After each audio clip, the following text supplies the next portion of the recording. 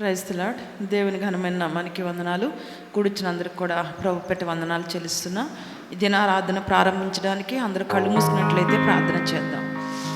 మహాపరిశుద్ధుడా, మహోన్నతుడా, ప్రేమగల తండ్రి, కృప కలిగిన దేవ, నీ పరిశుద్ధ పాదములకు వందనాలు, స్తోత్రం, స్తుతులు తండ్రి. సజీవుడా, మహోన్నతుడా, సర్వాధికారి, మీకు స్తుతులు స్తోత్రములు చెల్లించుకుంటున్నాం.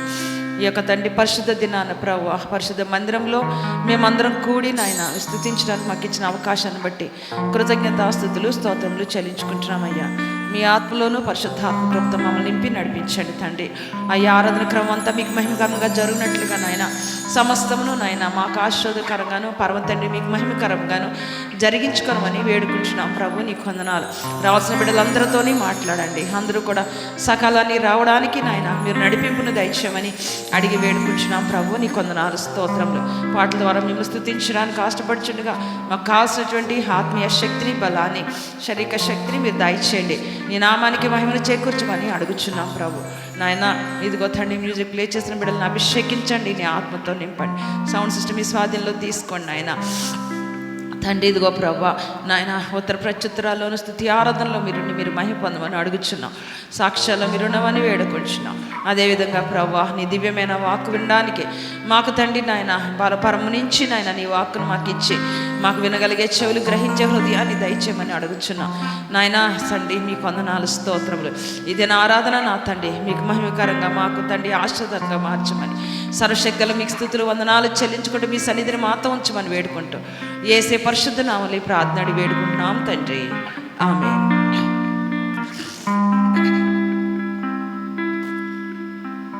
పాటల ద్వారా ప్రభుని స్తుతిద్దామండి. మొట్టమొదటి పాటగా అన్ని నామముల కంటే పై నామము యేసుని నామము అనే పాటను పాడుతూ ఆయన నామాన్ని గణపరుద్దాం.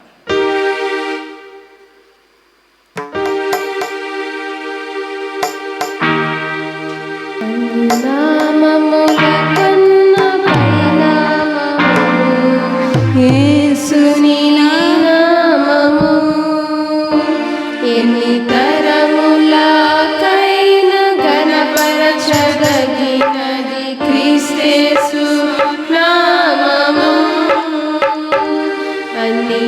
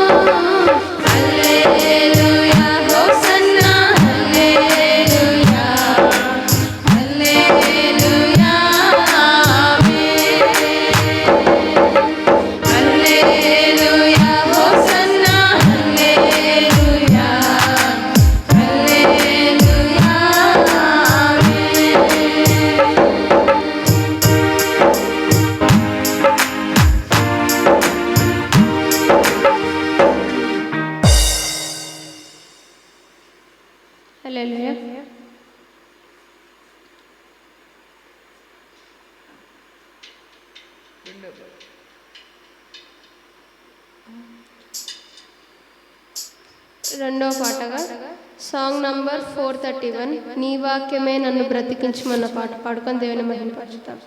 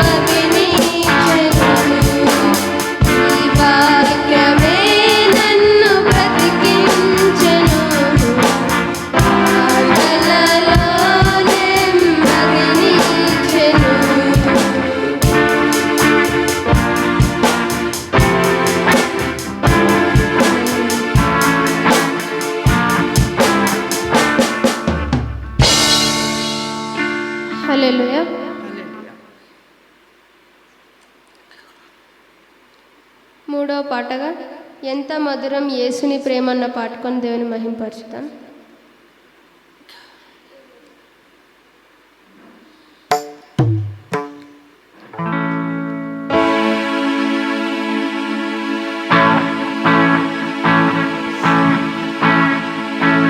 యేసుని ప్రేమ ఎంత మధురమో, నా యేసుని ప్రేమ ఎంత మధురమో, యేసుని ప్రేమ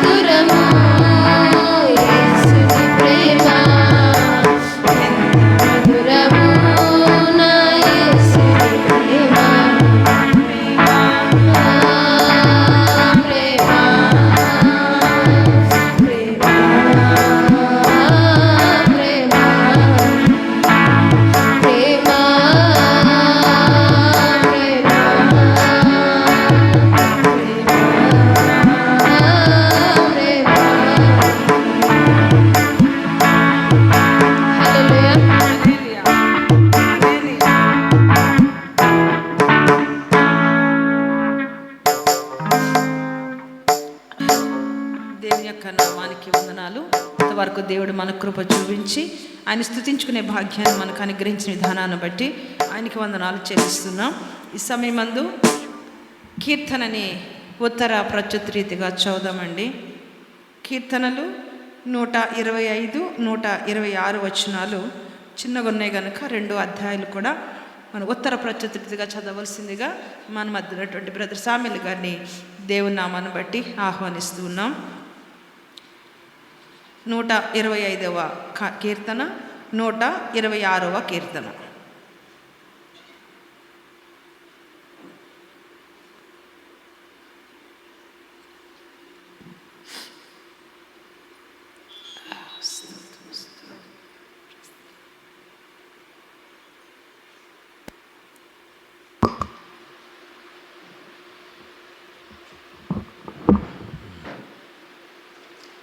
నూట 25వ కీర్తన చదువుకుందాము.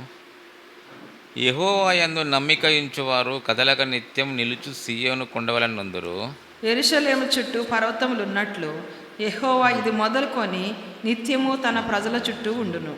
నీతిమంతులు పాపము చేయుటకు తమ చేతులు చాపకుండునట్లు భక్తిహీనుల రాజదండము నీతిమంతుల స్వాస్థ్యము మీద నుండదు. యెహోవా మంచివారికి మేలు చేయము, యథార్థ హృదయులకు మేలు చేయము.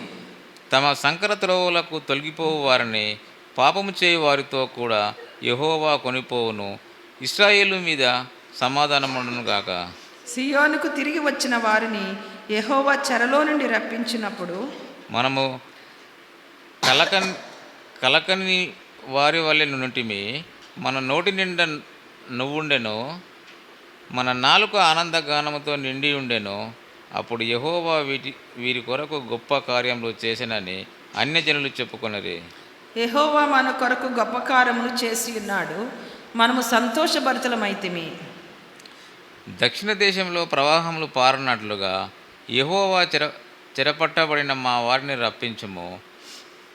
కన్నీళ్లు విడుచుచు విత్తువారు సంతోషగానంతో పంట కోసెదరు. పిడికెడు విత్తనములు చేత పట్టుకొని ఏడ్చుచు పో విత్తువాడు సంతోషగానం చేయుచు పనులు మోసుకొని వచ్చును. దేవుడు తన పరిశుద్ధ వాక్యమును దీవించును గాక. సమయంలో సాక్ష్యాలకి అవకాశం ఇవ్వబడుతుందండి. ఎవరన్నా మీ సాక్ష్యాలు పంచుకోవాలని ఆశపడుతున్నట్లయితే దయతో ముందుకొచ్చి మీ సాక్ష్యాలు పంచుకోవాల్సిందిగా ప్రభు పేరిట మనవి చేస్తున్నాం. సార్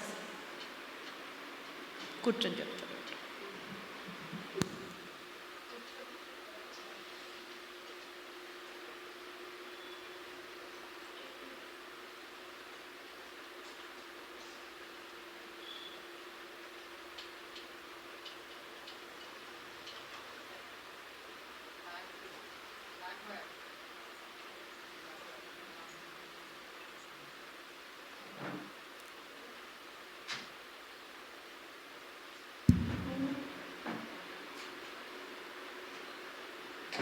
ఈ లోపు ఎవరన్నా చెప్పాలనుకుంటే ముందుకు వచ్చి సాక్ష్యం చెప్పండి. ఈ లోపల సెట్ చేస్తారండి.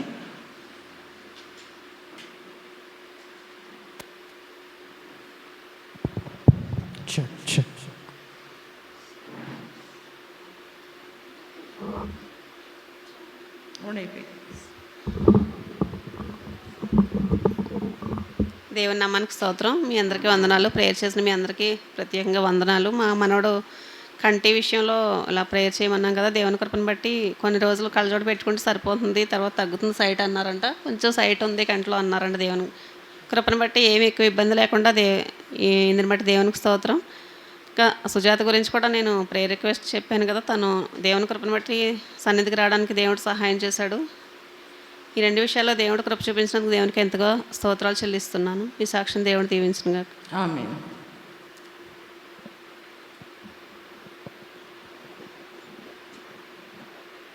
మన తండ్రి అయిన దేవునికి స్తోత్రములు. మీ అందరికీ నా వందనాలు. మా బాబు పెళ్లి విషయంలో నేను ఎంతో ఇబ్బంది పడ్డాను. అసలు పెళ్ళి అవుతుందో లేదో అనుకుని ఎంతో ఇబ్బంది పడినప్పుడు దేవుడు ఆశ్చర్యకరమైన రీతిలో వివాహం జరిగింది. మా కోడలకి లింఫ్ నోడ్స్ ఇక్కడ వాసినప్పుడు కూడా మేము ప్రేయర్ చేయమన్నప్పుడు మీరు చాలా చేశారు. అవి నార్మల్ రిపోర్ట్స్ వచ్చి దేవుడు స్వస్థత ఇచ్చాడు. దేవుడి సాక్ష్యం దీవించు.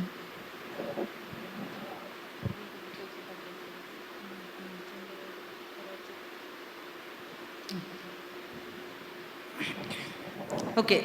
అయితే మరి సాక్ష్యం అయితే చెప్పాలనుకున్నారు కానీ మరి కొంచెం హెల్త్ ప్రాబ్లం వల్ల చెప్పలేకపోతున్నారు. సుజాత గారి విషయంలో మన గ్రూప్లో లాస్ట్ వీక్ పోస్ట్ చేయడం జరిగింది. మన బేబీ గారి యొక్క మరి చిన్నప్పటి నుంచి ఫ్రెండ్, రిలేటివ్ ఆల్సో, రైట్.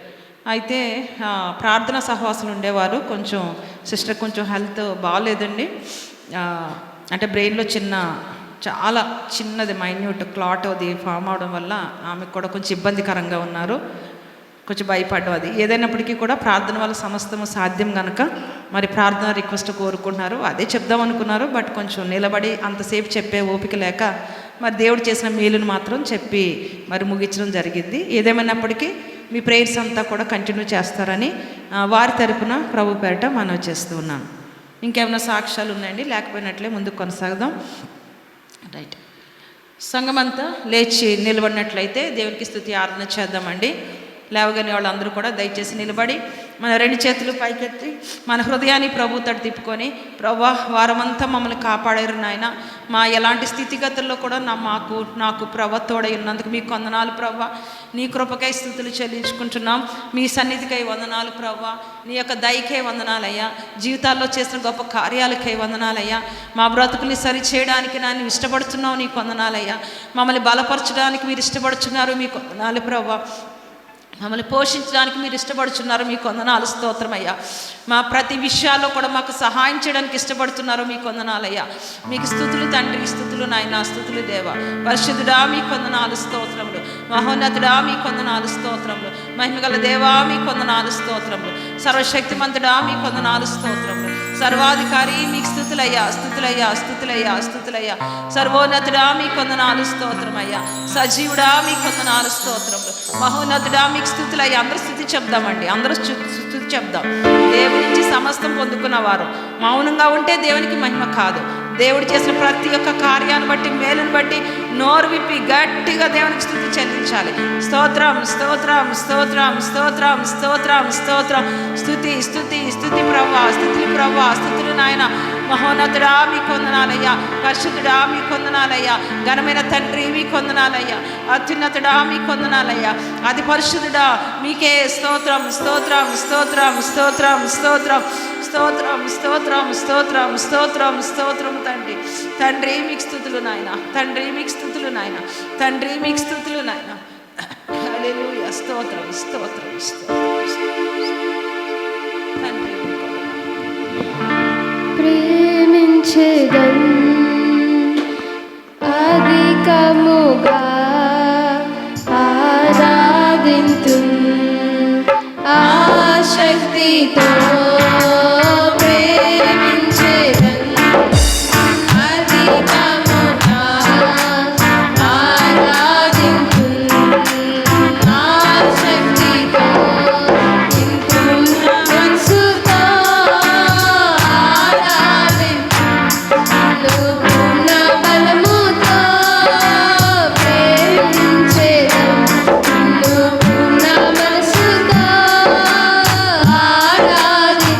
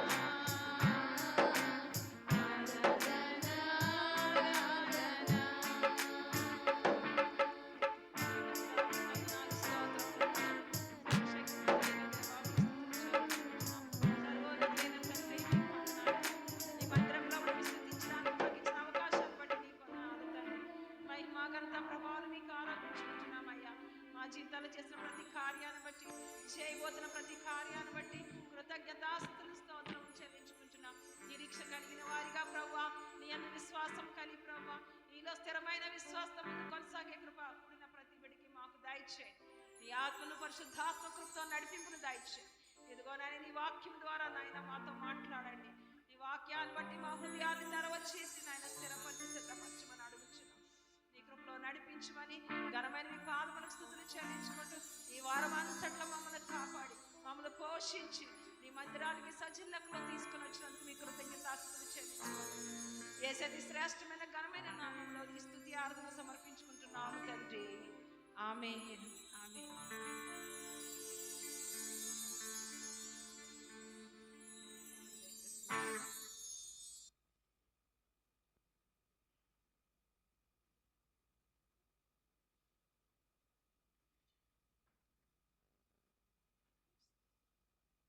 ఇది నాన్న దేవుడు మనతో మాట్లాడినటువంటి వాక్యాన్ని చదువుదామండి. వాక్యానికి ముందుగా కొన్ని మాటలు.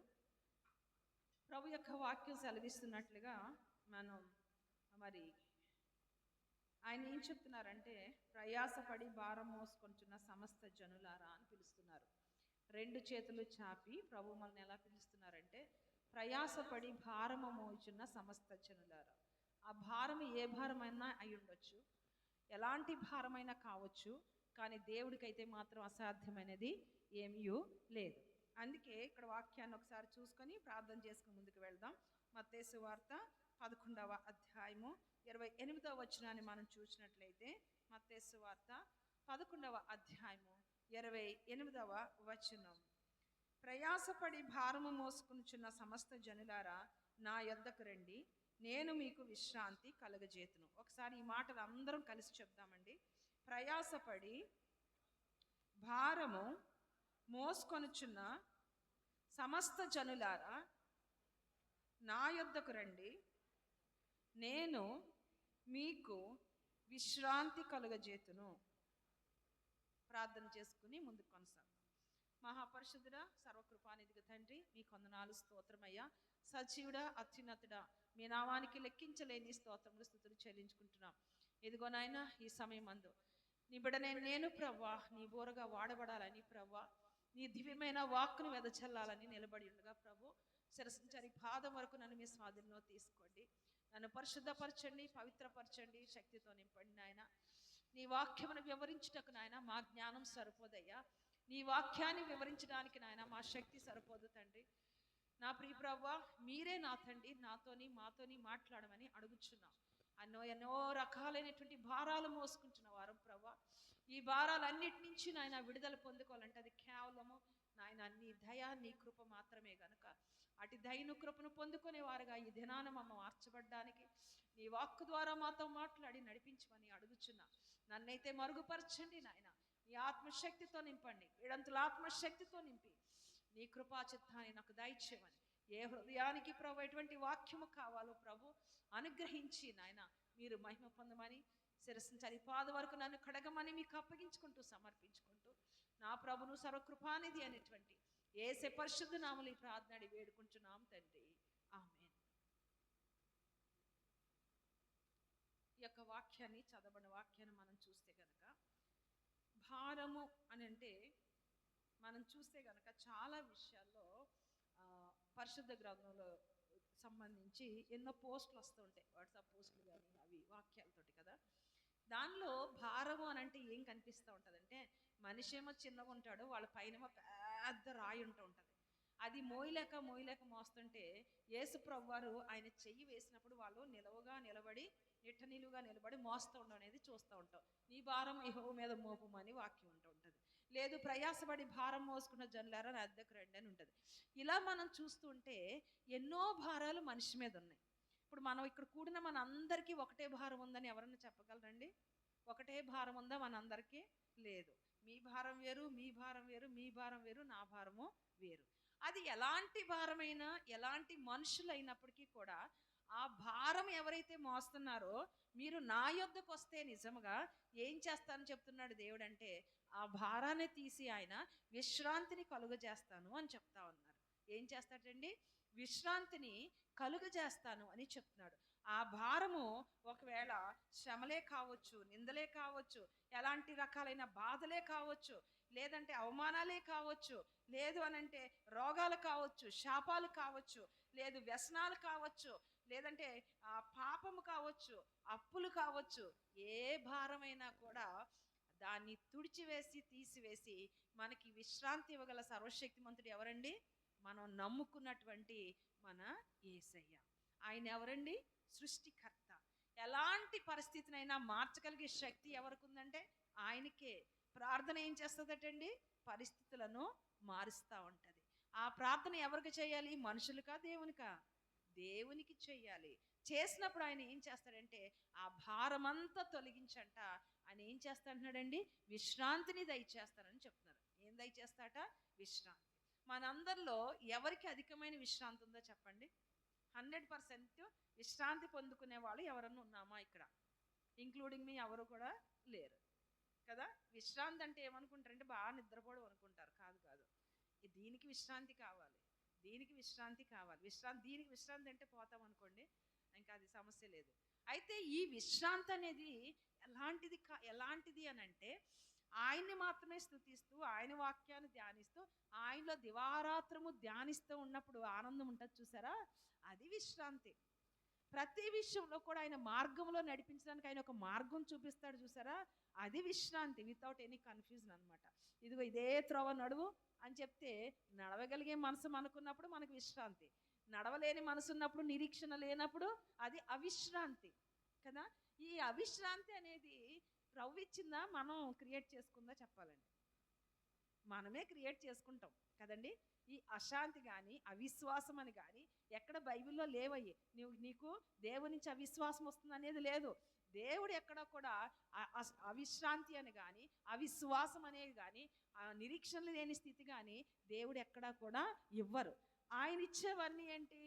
విశ్వాసంగా ఉండడానికి వాక్యాన్ని, విశ్రాంతి తీసుకోవడానికి సమస్త విషయాలు సమకూర్చి ఆయన అనుగ్రహిస్తున్నారు. నిరీక్షణతో కూడిన జీవితాన్ని ఆయన అనుగ్రహిస్తున్నారు. మనము వాటికి కొన్ని మసాలాలు యాడ్ చేసుకొని ఎలా మారిపోతున్నామంటే విశ్రాంతి లేని వారిగా మారిపోతూ ఉన్నాం. నిజమే, అది ఖచ్చితంగా అదే.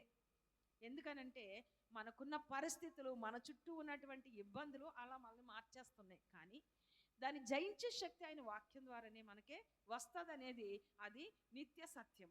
అయితే ఇక్కడ కొన్ని విషయాలు మనం చూద్దామండి. బైబిల్ గ్రంథంలో కూడా మరి కొన్ని శ్రమలు అనిపించిన వాళ్ళు ఉన్నారు, అవమానాలు భరించిన వాళ్ళు ఉన్నారు, పొందిన వాళ్ళు, నిందలు అనవసరంగా నిందింపబడిన వారు ఉన్నారు, ఎన్నో కష్టాలు, రోగాలు, బాధలు, అప్పులు, ఇలాంటి ఇబ్బందులన్నీ పడిన వారు బైబిల్ గ్రంథంలో ఉన్నారా లేదండి? ఎందుకు రాయాలి బైబిల్లో? మనందరికీ మాదిరి కోసం.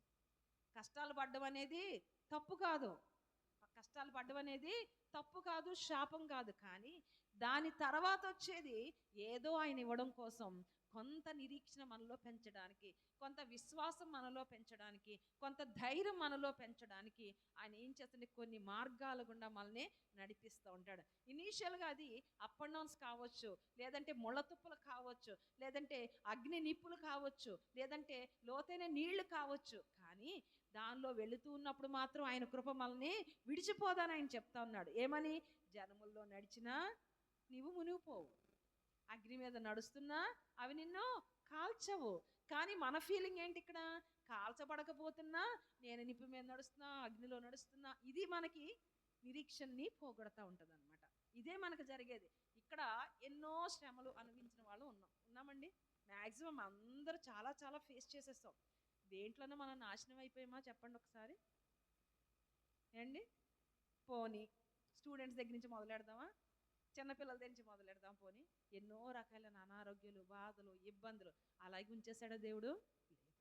ఆర్థికమైన భయంకరమైన బాధలు అలాగే ఉంచేసి అన్నం కూడా లేకుండా రోడ్డు మీద పెట్టేశాడో దేవుడు? లేదు. పోనీ ఇంకా బాగా అర్థం అవ్వాలంటే చదువుకుంటున్నప్పుడు ఎన్నో అపజయాలు వచ్చినాయి, అందులోనే వదిలేశాడో దేవుడు? లేదు. ప్రతి దానిలో కూడా అనారోగ్యం ఉంటే దాంట్లో వదిలేలేదు దేవుడు.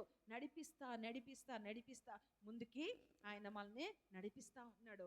ఒక సడన్ సమయం వస్తుంది, దానిలో అప్పుడు నిన్ను నిలబెట్టి ఆయన వాగ్దానం చేసిన విశ్రాంతిని ఆయన దయచేస్తారు. ఇక్కడ ఒకసారి చూద్దామండి. నిర్గమకాండము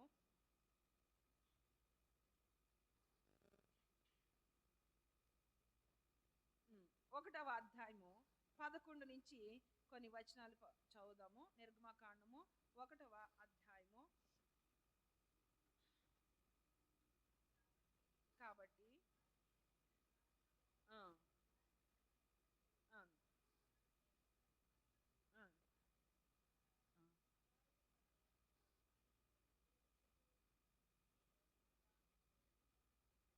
ఉమ్,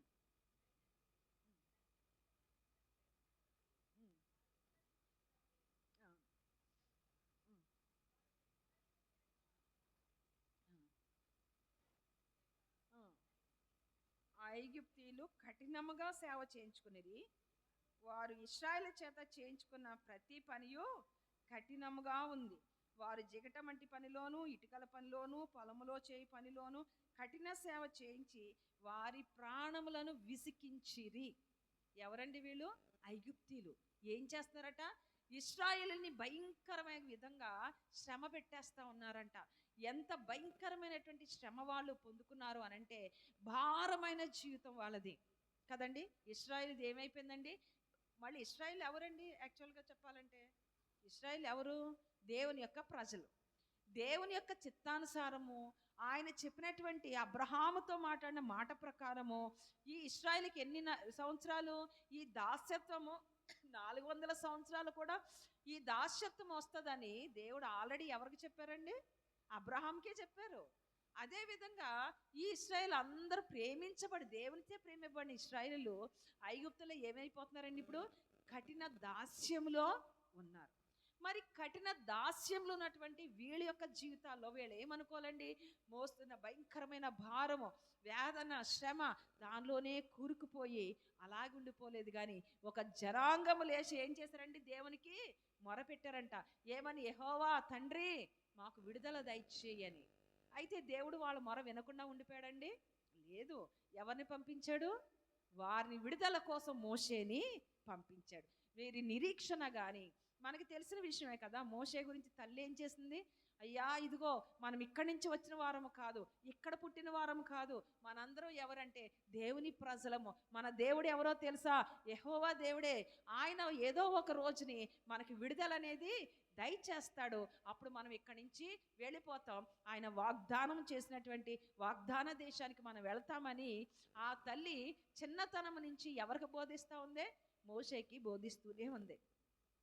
మరి మోషేకి తెలియదు తన ద్వారానే తన కుటుంబాన్ని, తన యొక్క జనాంగాన్ని విడుదల చేసుకుంటాడని అతనికి తెలియదు. కానీ దేవుడు జ్ఞాపకం చేసుకొని బహుబలంగా ఏం చేశాడండి? మోషేని మరి గొప్ప నాయకునిగా నిలబెట్టుకొని అన్ని లక్షల జనాంగాన్ని, ఆరు ఆరు లక్షల కాల్బలం ఉన్నటువంటి ఆ జనాంగం, 6 లక్షల కాల్బలం అంటే ఇంకెవరండి? స్త్రీలు ఉన్నారు, ఇంకా చిన్నపిల్లలు ఉన్నారు, ముసలివాళ్ళు ఉన్నారు. అందరినీ కలిపి ఏం చేశాడు దేవుడు? దాటిపించి ఆ యొక్క దాస్యం నుంచి బయటికి తీసుకొచ్చాడు. ఆ ఇశ్రాయేలు యొక్క దాస్యము ఎంత భయంకరమైందంటే ఈ వాక్యం చదువుతుంటేనే మనకు వస్తుంది. వాళ్ళకి ఇంకా కోపం వచ్చి అసహ్యపడిపోతున్నారంటే ఇశ్రాయేలు మీద. ఏం చేస్తున్నారు తెలుసా? మీరు ఇటుకలు కాల్చండి, ఇల్లులు కట్టాలి. మీరు పెద్ద పెద్ద పట్టణాలు కట్టాలి. ఇల్లు కాదండి, సారీ, పట్టణాలు కట్టాలి. పట్టణం అంటే మాటలండి. ఒకసారి చూడండి, ఒక ముతుజా కూడా కట్టాలంటేనే ఎన్ని సంవత్సరాలు పడవచ్చు, ఎన్ని ఇటుకలు అవ్వచ్చు. ఇలాంటి పరిస్థితుల్లో వీరికి గొప్ప భయంకరమైనటువంటి దాస్యము. అయితే ఈ కఠినమైన శ్రమలో మళ్ళీ వాళ్ళు ఏం చేస్తారట? ఇటుక చెయ్యాలి కానీ ఇటుకని కాల్చడానికి ఏమి ఇవ్వరట? గడ్డి ఇవ్వరంట. ఇటుకలు తయారు చేయడానికి ఏమి ఇవ్వరట? మన్ను ఇవ్వరంట, మట్టి ఇవ్వరట అండి. ఏం చేయాలంటే వీళ్ళే అక్కడక్కడ తిరిగి దాన్ని సమకూర్చుకొని తెచ్చుకొని ఆ యొక్క ఇటుకలు కాల్చి ఆ పట్టణాలు కట్టాలంట. ఎంత భయంకరమైన శ్రమ ఆలోచించండి. వంట చేయని మనకు చెప్పి కాయగూరలు లేకుండా, గ్యాస్ లేకుండా, నూనె లేకుండా టైంకి చేస్తావా లేదా అని అడిగితే ఎట్లుంటుంది చెప్పండి ఒకసారి? పాసిబుల్ అండి అది? కాదు. కానీ ఈ ఇశ్రాయేలుకి కూడా మరి అది పాసిబుల్ కాదు. కానీ ఈ యొక్క ఐగుప్తులు ఏం చేస్తున్నారు? వెళ్ళండి, మీరే వెళ్ళి మట్టి తెచ్చుకోండి, మీరే వెళ్ళి గడ్డి తెచ్చుకోండి. కానీ టైంకి మాత్రం ఏం చేయాలి? ఎన్ని వేలు చెప్పామో అన్ని వేల ఇటుకలు తయారు చేసి మీరేం చేయాలి? పట్టణాన్ని కట్టాలి. అది వీళ్ళు చేస్తున్నటువంటి భయంకరమైనటువంటి దాస్యం. మనమేమనుకుంటామంటే మనం పడే శ్రమలే చాలా గొప్ప శ్రమలు అనుకుంటాం. దేవుడు అప్పుడు మాట్లాడి, అమ్మా నువ్వు పడుతుంది, నువ్వు అయ్యా నువ్వు పడుతుంది చాలా తక్కువ, దానిలోంచి బయటికి రా, నువ్వు విశ్రాంతి, దానిలో మనం ఆనందాన్ని ఎత్తుక్కోమని దేవుడు చెప్తా ఉంటాడు. మొన్నే మా రూబితో మాట్లాడుతున్నాను నేను, దాంట్లో ఆనందాన్ని ఎత్తుక్కోవడానికి ట్రై చేస్తున్నాను చాలా. నేను ఇంకా శక్తి కావాలి, ప్రార్థన చేయండి. చేసే దాంట్లో, చేసే పనిలో, చేసే శ్రమలో ఏం కావాలి? ఆనందం కావాలని దేవుణ్ణి అడుక్కుంటే ఏ బాధ ఉండదు. పని తగ్గించనే కంటే, బాధ తగ్గించనే కంటే, దీనిలో నాకు ఆనందం దయచే ప్రవ్వా, ఇంకా స్తుతించే శక్తిని ప్రవ్వా అంటే బాగుంటుందా లేదండి? అంతకు మించింది ఇంకేమీ లేదు. ఒకవేళ ఈ శ్రమ తగ్గించంటే ఆఫ్టర్ 1 వీక్ ఆర్ 1 మంత్ మళ్ళీ ఇంకో శ్రమ వచ్చి పడుద్ది. అంతేనంటారా? చచ్చే వరకు శ్రమలు అనుభవించవలసిందే మానవుడు, ముఖ్యంగా క్రైస్తవుడు. ముఖ్యంగా క్రైస్తవుడు, లేకపోతే క్రైస్తవుడే కాదంట. అవునా కదా? రైట్. అయితే ఈ శ్రమలు, ఈ బాధలు అనుభవిస్తూ ఉన్నప్పుడు ప్రవ్వా దీనిలో నాకు ఆనందం దయచే అన్నప్పుడు మనం ఏం చేస్తున్నాం? ముందుకు నిరీక్షణ కలిగి మన యొక్క ఆత్మీయ జీవితంలో పరుగు పెడుతూనే ఉంటాం. యాత్రికుని ప్రయాణం అనేటువంటి పుస్తకం చూస్తే గనక ఆ యాత్రికుడు 2 చేతులు ఊపుకుంటా ఏమి యాత్ర చేయడండి. ఆయన ఏం కావాలి? ఆయన వెనక పెద్ద మూట మోస్తూ ఉంటాడు. ఏముంటుంది దాంట్లో? తన శ్రమలుంటాయి, తన బాధలుంటాయి, తన అవమానాలుంటాయి, ఈ లోకంలో ఉన్నటువంటి బాధలు, ఈ లోకంలో ఉన్నటువంటి రెస్పాన్సిబిలిటీస్, ఎన్ని ఆలోచనలు, ఎన్ని తలంపులు, ఎన్నో మోస్తూ ఉంటాడు ఒక యాత్రికుడు. ఆయన ప్రతిసారి చక్కని తార్ రోడ్లో నడవడు. ఇదొక బుక్, కొంతమందికి ఐడియా ఉండొచ్చు. యాత్రిక ప్రయాణం అంటే అది చదవని వ్యక్తి క్రైస్తవుడు ఉండకూడదు నన్ను అడిగితే. అది యాక్చువల్గా ఇంగ్లీష్ బుక్, కానీ తెలుగులో ట్రాన్స్లేషన్ కూడా ఉంటుంది. దానిలో చిన్న ప్రతులు కూడా ఉంటాయి. అంటే ఇంత పెద్ద బుక్, దాన్ని స్ప్లిట్ చేసి చిన్నగా చేసి చిన్న చిన్న బుక్స్ కూడా అవైలబుల్గా ఉండేవి. అయితే ఆ ప్రయాణంలో వచ్చేటువంటి అతడు ఎదుర్కొనే ప్రతి ఒక్కటి మనం చూస్తే మన జీవితానికి మనం అన్వయించుకుంటాం. వాళ్ళు ఏం చెప్తారంటే అతనికి ఒక పేరు పెట్టి, ఆ యాత్రికుడు ఇక్కడి నుంచి బయలుదేరాడు, ఎక్కడికి వెళ్ళాడు, వెళ్తున్నప్పుడు ఆయన ఎన్ని శ్రమలు పడుతున్నాడు. శ్రమ in the sense not only ఎవరో కొట్టో తిట్టో అది కాదు. ఏంటంటే అతని యొక్క ఆలోచనలో ఒక శ్రమ, అతని యొక్క భవిష్యత్తు విషయంలో ఒక శ్రమ, తనకున్న కుటుంబం గురించి ఒక శ్రమ, తనకి దుష్టుడు వేసిన బాణం నుంచి ఒక శ్రమ. ఈ శ్రమలన్నీ కూడా భరిస్తూ ఏం చేస్తుంటాడంటే ముందుకు కొనసాగుతూ ఉంటాడనమాట. దేవుని సహాయతను కోరుకుంటా ఉంటాడు. కొన్నిసార్లు దొరుకుతుంది, కొన్నిసార్లు దొరకదు. అవునా? కరెక్టేనా? అన్నిసార్లు 100 times దేవుని యొక్క సహాయం దొరుకుతుందని అనుకుంటారా? లేదు. కానీ ఆయన మాత్రం చెయ్యి విడిచిపెట్టడు. ఒక్కటే దింగండి, బాగా తెలుసు, మా అందరికీ తెలిసిందే. చిన్నపిల్లోడు నడుస్తూ ఉన్నాడు, అప్పుడప్పుడే నడకొచ్చింది. లేదా చిన్న పాప నడుస్తుంది, అప్పుడప్పుడే నడకొచ్చింది. అన్నిసార్లు మనమే నడిపిస్తే వాడికి ఎప్పటికన్నా జీవితంలో నడకొస్తుందా? ఎప్పటికీ రాదు. ఏం చేస్తుంటాం? కొన్నిసార్లు నడవడానికి ప్రయత్నించడానికి కొంత వాళ్ళకి కూడా కొంచెం మనం అవకాశం ఇస్తాం. దేవుడు కూడా అంతే. మనం ఇంకా బలం పొందుకోవడానికి కొన్నిసార్లు కొన్ని విషయాల్లో అవకాశము ఇస్తూ ఉంటాడు. జ్ఞానాన్ని మాత్రం ఇచ్చేది ఆయనే, పడిపోకుండా లేవనెత్తువాడు ఆయనే. ఎప్పుడు కూడా మన చెయ్యి విడిచిపెట్టి మనల్ని వదిలేసి ఆయన పక్కకి వెళ్ళిపోడు. అంత భయంకరమైనటువంటి శ్రమలు ఇశ్రాయేలుని చూస్తే గనక ఇశ్రాయేలుని దేవుడు విడిచిపెట్టలేదు. వాళ్ళు చేసిన పనిని బట్టి మొక్కము దాచాడు కొన్నిసార్లు అయినా. కానీ ఈ శ్రమలో ఉండి వారు మొరపెట్టగా యెహోవా వారి ప్రార్థన ఆలకించెను. వారి మొరను ఆయన విని చెవియొగ్గి వారికి సహాయము పంపేను అని కీర్తన గ్రంథంలో 107 నుంచి 106, 107 అంతా ఒకటి కాదని పెద్ద కీర్తన కదా. చదువుతూ ఉంటే మనకు అర్థమవుద్ది. ఒక్కొక్కసారి ఇశ్రాయేలు గురించి అడుగుతూ ఉంటే కనానికి వచ్చేసిన తర్వాత వాళ్ళ గురించి చదువుతుంటే అనిపిస్తుంటుంది, అరే దేవుని యొక్క కార్యాన్ని కళ్ళ ముందు చూశారు కదా వీళ్ళు. ఆ సముద్రాన్ని పాయలు చేయడం చూశారు, ఆకాశం నుంచి మన్నా కురిపించడం చూశాడు, మరి అంతేకాకుండా ఆ పూరేళ్ళు కురిపించడం చూశారు. ఇన్ని చూసినా కూడా దేవుని అనేక విషయాలు నమ్మకుండా విసిగించారేటి? ఎందుకు విగ్రహారాధనకి వెళ్ళిపోయారు వీళ్ళు? అదే నేనైతే అనుకుంటాం. అంతే. ఎంతో భయంకరమైన శ్రమల నుంచి చచ్చే పరిస్థితిని కూడా దేవుడు మనల్ని తప్పించినప్పుడు మనం అలా అనుకోవడానికి ఆయనకి శక్తి లేదు, లేదా నన్ను వదిలేసాడు అనుకోవడానికి అవకాశం లేదు. కానీ మనుషులం కదండి, ప్రతి శ్రమకి కూడా విడిచిపెట్టేశాడని అంటాం. ప్రభా ఎందుకు నన్ను విడిచిపెట్టేశావు? అదే కదా ప్రార్థన మనదే. అయితే ఇక్కడ ఇశ్రాయేలు కూడా అదే చేశారు. ఏమంటున్నారంటే వాళ్ళు కరువులో ఉన్నప్పుడు పితరులకు ఆహారం ఇచ్చింది ఎవరు? దేవుడే. ఎక్కడిచ్చాడు దేవుడు? బతికించింది ఎక్కడ? ఐగుప్తులోనే. ఐగుప్తులో ఎవరు నిలబెట్టుకున్నాడు? వాళ్ళ యొక్క వంశంలో ఉన్నటువంటి యోసేపునే నిలబెట్టుకున్నాడు. ఆ యొక్క తన ప్రజలంటే తన కుటుంబస్తులు అందరినీ 72 మంది వచ్చినప్పుడు వాళ్ళని ఏం చేశాడు? పోషించే శక్తిని ఇచ్చాడు. ఇవన్నీ మర్చిపోయారు. వాళ్ళకి మరి ఆ స్థలాన్ని ప్రత్యేకంగా ఫరో ఇచ్చి వాళ్ళని పోషిస్తూ వారికి ఆహారం ఇస్తూ ఆ యొక్క యోసేపు ఉన్నంత కాలం కూడా ఏమంటారు కదా, రాజభోగం అంటారు చూసారా, అది అనిపించారు. అది మర్చిపోయారు వాళ్ళు. మర్చిపోయి స్లోగా శ్రమలు మాత్రమే గుర్తుపెట్టుకొని, అయ్యో ఇదే శ్రమ, ఇదే మా బ్రతుక, మమ్మల్ని ఎందుకు తీసుకొచ్చో అని వాళ్ళ పితరుల దేవుడనే యెహోవా తండ్రి అప్పుడు జ్ఞాపకం వచ్చాడటండి వాళ్ళకి. ఆ మొర వెంటనే దేవుడు విన్నాడు. విడిచిపెట్టాడా? లేదు. వారిని మామూలుగా తప్పించలేదండి శ్రమ నుంచి. ఎలాంటి శ్రమ అయితే ఆ శ్రమ నుంచి ఎలా తప్పించాడండి ఆయన? ఐగుప్తీల జ్యేష్ఠ కుమారుని చంపి, జ్యేష్ఠమైనటువంటి ప్రతి ఒక్కటి, అవి పశువులైనా మరి ప్రతి ఒక్క జ్యేష్ఠమైన దాన్ని కూడా చంపి ఇశ్రాయేలీయుల్ని దేవుడు కాపాడి బయటికి తీసుకొచ్చాడు. అంటే మన పక్షమున, ఆయనకి మొరపెట్టే వారి పక్షమున దేవుడు ఎంత పౌరుషం కలిగి ఉన్నాడో మనం అర్థం చేసుకోవాలి కదండి. కానీ ఇవన్నీ చదవడానికేనండి, మన జీవితంలో అవన్నీ కూడా అప్లికేబుల్ కాదండి అనే పరిస్థితిలోకి మనం అనేక మార్లు దిగజారిపోతూ ఉంటాం. రైట్. అయితే ఇలాంటి శ్రమల నుంచి తప్పించడానికి దేవుడు ఇష్టపడి వాళ్ళని ఏం చేశాడో తెలుసా? దేవుడు అరణ్యములో కూడా వారికి ఆహారమునిచ్చాడు. మరి ఎండమావులు ఎండిపోయినటువంటి స్థలాల్లో కూడా వాళ్ళకి నీళ్ళనిచ్చాడు. ఆహారం లేని పరిస్థితిలో వాళ్ళకి ఆహారమునిచ్చాడు దేవుడు. అన్ని రకాలైనటువంటి గొప్ప కార్యాలు చేసి వారిని ఏం చేశాడంటే శ్రమ నుంచే కాదు, వేదన నుంచే కాదు, బాధ నుంచే కాదు, విడుదలిచ్చి కనాన్ అనేటువంటి పాలు తేనెలు ప్రవహించే దేశాన్ని దేవుడు ఏం చేశాడంటే వారికి విశ్రాంతి స్థలముగా ఇచ్చాడు. దేవుని బిడ్డలుగా ఉన్నటువంటి మనము కూడా ఈ లోకంలో ఎంత భారాన్ని మోస్తున్నా, ఎంత భయంకరమైనటువంటి పరిస్థితులు మనకు ఉన్నప్పటికీ కూడా ఆయన ఏమంటున్నాడంటే, నీవు నా దగ్గరికి వచ్చి మొరపెట్టు, అప్పుడు నేను నీకేం చేస్తాను? నీ భారం అంతా నేను మోసి విశ్రాంతినిస్తాను. ఎప్పుడు ఇస్తాను? ఎప్పుడైనా ఇస్తాను. కానీ ఇప్పుడే ఇస్తానని అనడానికి అవకాశమో లేదు. ఎందుకో తెలుసా? పూర్తిగా కడగబడే వరకు ఆయన ఏం చేస్తారు? వెయిట్ చేస్తారు. చిన్నగా ఏడ్చేస్తే అయిపోతే కుదరదు.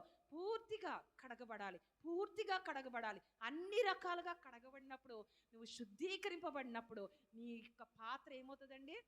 పొర్లి పారేటట్టుగా దేవుడు ఆస్వాదిస్తాడు. దాని కొరకు నిరీక్షణ కలిగి ఉంటే గనక ఆయన మార్గంలో నడిపించి అధిక విశ్రాంతిని దయచేయడానికి ఆయన ఇష్టపడుతూ ఉన్నారు. అంతేకాకుండా మరి యోసేపు గురించి మనకు బాగా తెలుసండి. కొన్ని రకాలైనటువంటి శ్రమలే కాదు, భయంకరమైన నిందలు. ఇందాక ఒక సిస్టర్ అంటున్నారు, నేనే తప్పు చేయలేదు. అవును, తప్పు చేస్తే కష్టాలు తప్పితే, లేదంటే ఇంకోటి ఏదో కానీ నిందలు అనేవి ఎప్పుడు వస్తే? తప్పు చేయని వాడికే నిందలు. యోసేపు ఏం తప్పు చేశాడు చెప్పండి? ఏమన్నా తప్పు చేశాడా యోసేపు? ఆయన ఏం చేశారండి? ఐగుప్తులకి అమ్మేశారు. ఓకే, అన్నలను కూడా ఏం అనలేదు పాపం, అమ్మేశారు, అయిపోయింది. అన్నల కోసం ఏం చేశాడండి? తండ్రి పంపించినవన్నీ కూడా పట్టుకొని వస్తూ ఉంటూ అన్నలు ఎక్కడున్నారని వెతుక్కుంటా వస్తూ ఉన్నాడు తండ్రి ఆజ్ఞ ప్రకారం. ఎవరో చెప్పారు, ఏమని చెప్పారు? అయ్యా వాళ్ళు గెర్షోన్కి అనుకుంటా కదా, వెళదామని అని అనుకుంటాం విన్నాను నేను. సో వేరే ప్రదేశానికి వాళ్ళు వెళ్ళిపోయారంటే, ఇక్కడ లేరు కదా, వెనక్కి వెళ్ళి నీ చెప్పావు కదా డాడీ వెళ్ళాను, అక్కడ లేరు, వచ్చేసాను అనొచ్చు కదా.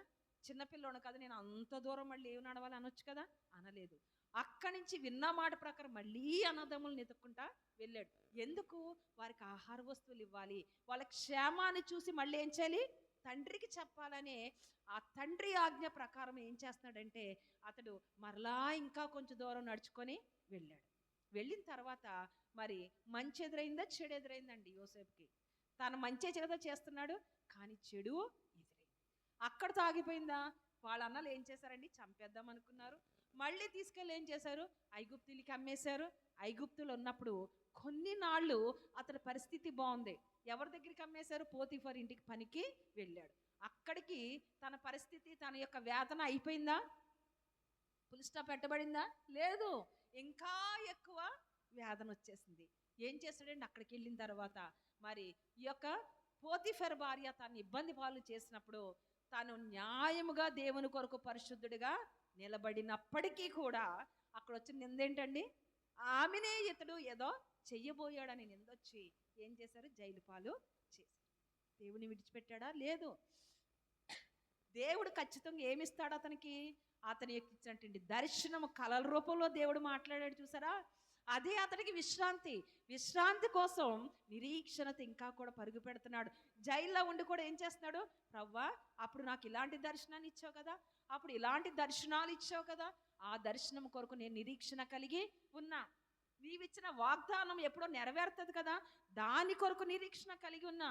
ఇప్పుడు నేను శ్రమలు పడుతూ ఉన్నా, కానీ నాకున్న నిరీక్షణ ఏంటంటే నీవు నాకు ఇచ్చిన దర్శనము, సేవకుల ద్వారా నీవు నాకు ఇచ్చిన ప్రవచనము, లేదంటే నాకు అనేక మంది ద్వారా నీవు నాకు వాక్యం ద్వారా మాట్లాడవు చూసావా, అది నాకు ఇంపార్టెంట్ అని దానితో నిరీక్షణ కలిగి నేను ఉంటున్నా అని చెప్పి, మరి యోసేపు నిందల మీద నిందలు వస్తున్నప్పటికీ కూడా, చివరికి జైలు పాలైనప్పటికీ కూడా ఆ చెరసాల్లో కూడా ఏం చేస్తున్నాడండి? నిరీక్షణ కలిగి ఉన్నాడు. నిరీక్షణ ఒట్టిదైపోయిందండి? లేదు. తన పడిన నిందలు అలాగే ఉండిపోయినాయా? లేదు. అవి తుడిచే సమయం వచ్చింది. ఏమయ్యాడండి ఇప్పుడు? పోతిఫర్ ఇంట్లో ఆగిపోలేదు, ఆ రాజ్యానికే ప్రధానమంత్రి అయిపోయాడు. రాజు తర్వాత రాజు అయిపోయాడు కదండి. ఏమైంది అక్కడ? అతడు ఏం చేశాడండి? ఫరో చేత హెచ్చింపబడ్డాడు, మనకు తెలుసు. కానీ తన యొక్క టీనేజ్లో మొదలైనటువంటి శ్రమ, అవమానాలు, అతడు రాజ్యంలో కూర్చునేటప్పటికి 30+ ఇయర్, 32 అంటూ ఉంటారు, 30+ ఇయర్స్ అయిపోయింది. ఈ శ్రమల్లో ఎక్కడా కూడా యోసేపు తప్పు చేయలేదు, ఏ పక్కకి తిరగలేదు, తన నిరీక్షణని విడిచిపెట్టలేదు. మెయిన్ ఏంటి ఆయన నిరీక్షణ? దేవుడు తనకిచ్చిన దర్శనం. దేవుడు తనకిచ్చినటువంటి దర్శనాలు ఎంత గొప్పవండి, చాలా గొప్పవి కదా. సూర్య చంద్ర నక్షత్రాలు సైతం ఏం చేస్తున్నాయంటండి? మొక్కుతా ఉన్నాయంట. 11 పనులు ఏం చేస్తున్నాయండి? ఆయనకి మొక్కుతా ఉన్నాయట. ఆయన పన నిలబడ్డది, మిగతా ఏమవుతున్నాయి? మొక్కుతూ ఉన్నాయంట.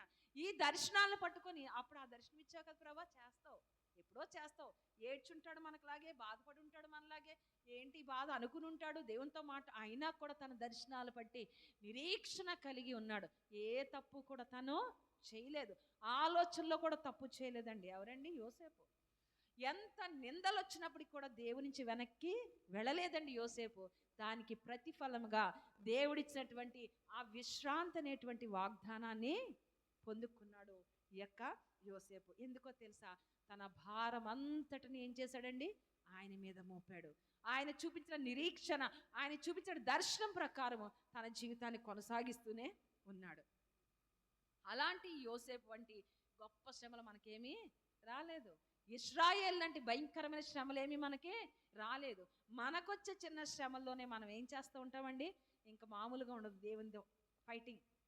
గొప్పగా చెప్పుకుంటాం మళ్ళా కదా, నేను ఫైట్ చేశాను దేవునితోటి, నేను అది సాధించా, ఇది సాధించా. నేను కూడా చాలాసార్లు అలాగే అంటూ ఉంటా, ఫైటింగే అన్నట్టు. దేవునితో ఫైటింగ్ మనం ఎంతండి చేసేది? అసలు ఆయన ప్రేమామయుడి కనుక మనం చేస్తుంటే చూసి నవ్వుకుంటా ఉంటాడు అంతే. అరే ఇంకా నీకు కనబట్టలేదు కదా, నేను అది అక్కడ పెట్టుంచాను, అక్కడికి వెళ్ళే వరకు ఇంకా నీకు తెలియదులే అని ఆయన నవ్వుకుంటాడు. ఒకేలా ఆయన కోపం వస్తే ఆయన అంతే సంగతులు కదా. కానీ కోపించే దేవుడు కాదు, ఆయన బిడలుగా మనల్ని స్వీకరించాడు గనక మనం అనే ప్రతి మాటను వింటూ ఉంటాడు, నవ్వుకుంటూ ఉంటాడు మన దేవుడు, ప్రేమగల దేవుడు గనక. ఇక మనం చూస్తూ ఉన్నట్లయితే ముందుకు కొనసాగితే కొన్ని అవమానాలండి, అనేకమైన అవమానాలు జీవితంలో కలుగుతూ ఉంటాయి చాలామందికి కదా. అందరికీ అవమానాలు కలవు, అందరికీ శ్రమలు కలవు, అందరికీ నిందలు ఉండవు కదండి. అవమానాలు అనేవి కూడా చాలామందికి జరుగుతూ ఉంటాయి. ఒకసారి కొన్ని మాటలు చూద్దాం. హాగరు గురించి మనకు బాగా తెలుసు కదండి. ఆదికాండము 21వ అధ్యాయము, ఆదికాండము 21వ అధ్యాయము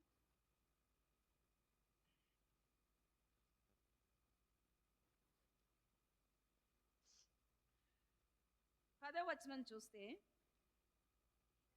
ఈ దాసిని దీని కుమారుని వెళ్ళగొట్టుము, ఈ దాసి కుమారుడు నా కుమారుడైన ఇస్సాకుతో వారసుడై ఉండడని అబ్రహాముతో అనెను.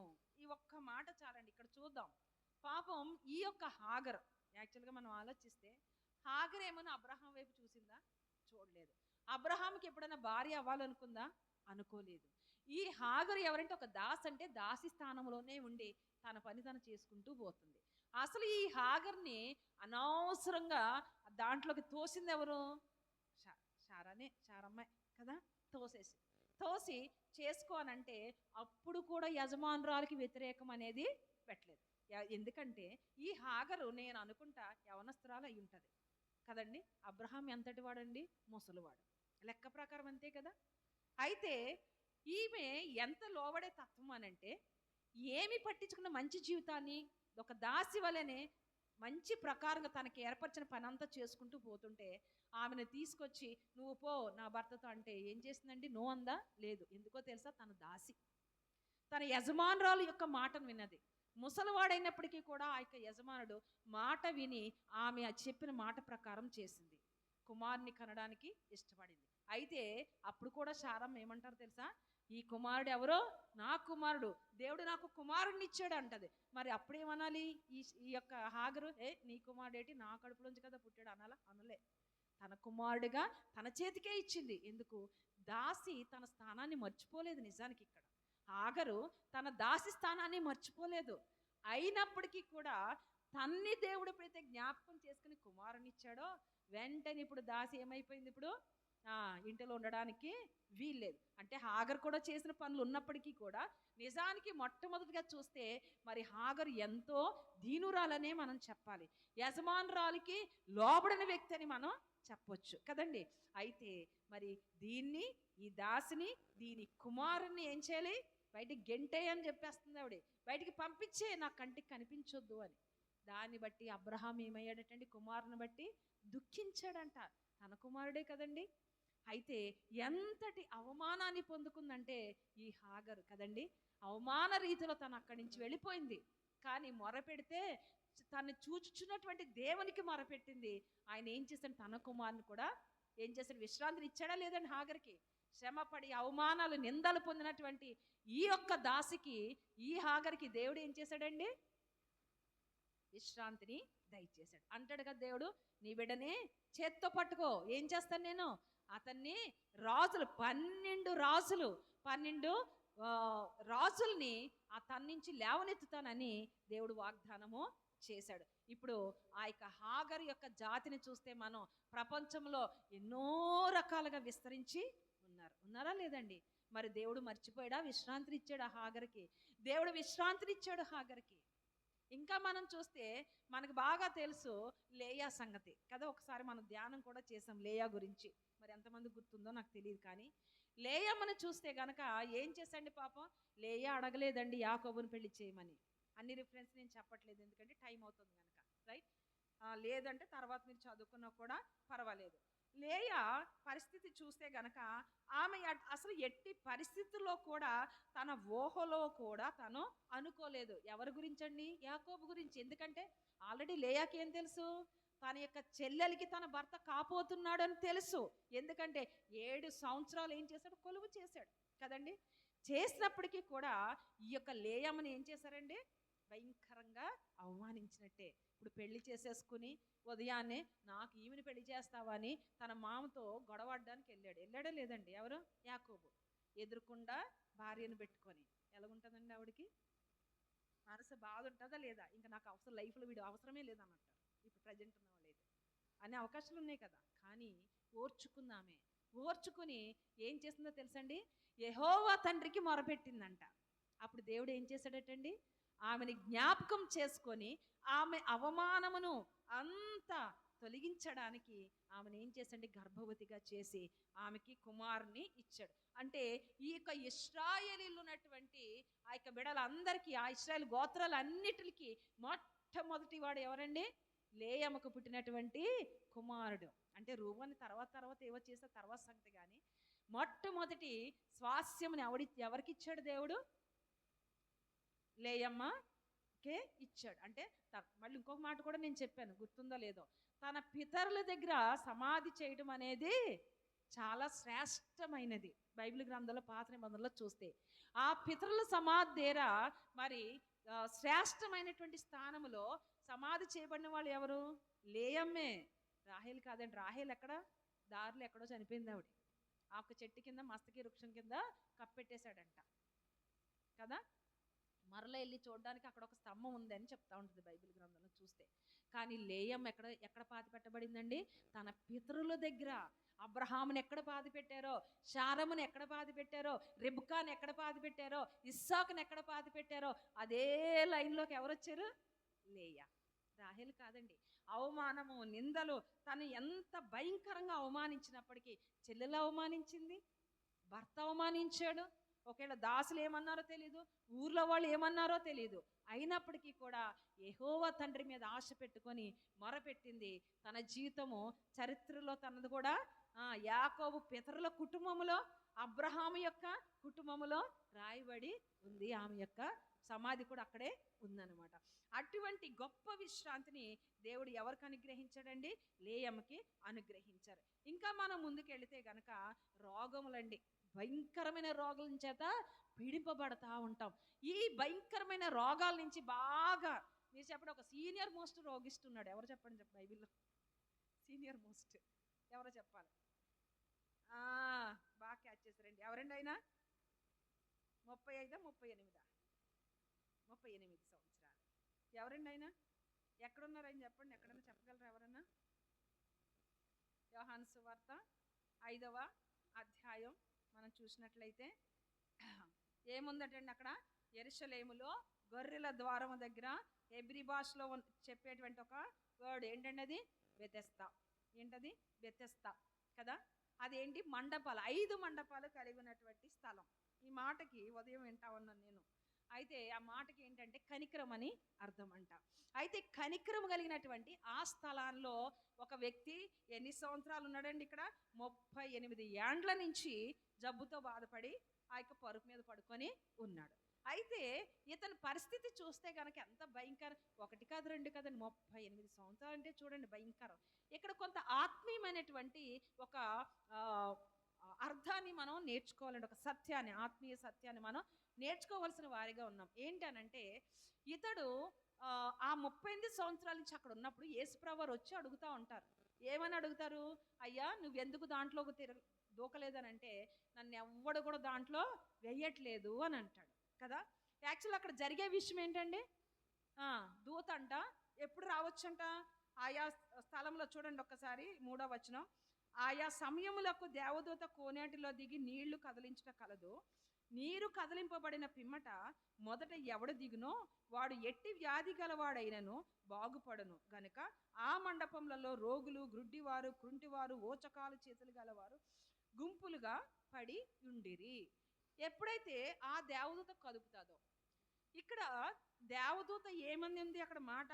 ఆయా సమయాల్లో, ఏ సమయం అనేది పర్టికులర్గా లేదు కదండి. తెల్లవారుజాను 5 గంటలు అని గనక అక్కడ బోర్డు పెట్టుంటే ఏమవుతుంది? 5 గంటలకు అందరూ 1 2 3 అని రెడీగా ఉంటారు కదా. 5 గంటలకు కరెక్ట్గా ఆ యొక్క కొలను చుట్టూ ఉంటారు, మండపం చుట్టూ నాకు తెలిసి రెడీగా ఉంటారు. దేవదూత రావడో రెడీగా ఉండి దాంట్లో దూకేస్తారు. ఒకేసారి కొన్ని 100 మంది బాగుపడిపోతే అక్కడ ఎవరు ఖాళీ ఉండవు, ఆ ఏరియా అంతా ఖాళీగా ఉండినేమో. కానీ ఇక్కడ అలా కాదు, ఎప్పుడన్నా రావచ్చు దేవదూత. అక్కడ ప్రత్యేకంగా ఒక సమయం ఉందంటే మీకు కనిపిస్తే నాకు చెప్పండి. నా బైబిల్లో అయితే ఏముందంటే ఆయా సమయాల్లో ఎప్పుడన్నా కావచ్చు. అయితే ఇక్కడ మనం చూస్తే గనక ఏ సమయంలో వచ్చి ఆ యొక్క దేవదూత ఆ యొక్క నీటిని కదుపుతుందో తెలియదు గనక అందరూ ఏం చేస్తున్నారు? సిద్ధముగా ఉన్నారు కదండి. ఎలా ఉన్నారో? సిద్ధముగా. ఎప్పుడు దేవదూత అక్కడికి వస్తాడు, ఎప్పుడు మనం దాంట్లో మునుగుదాము, దూకుతామని రెడీగా ఉన్నారు కదండి. ఇప్పుడు రన్నింగ్ రేస్ వెళ్తున్నప్పుడు, పార్టిసిపేట్ చేసినప్పుడు ఏం చేస్తుంటారు? గన్ పట్టుకొని ఆ గన్ని అలాగా పేలుస్తున్నప్పుడు ఏమవుతుంది? వాళ్ళు రన్ చేయడం అనేది స్టార్ట్ చేస్తారు. లేదంటే నెంబర్ 1 2 3 అనుకుందాం, చిన్న ఏరియాల్లో అయితే, గల్లీలో పరుగు పందాలు అయితే కదా.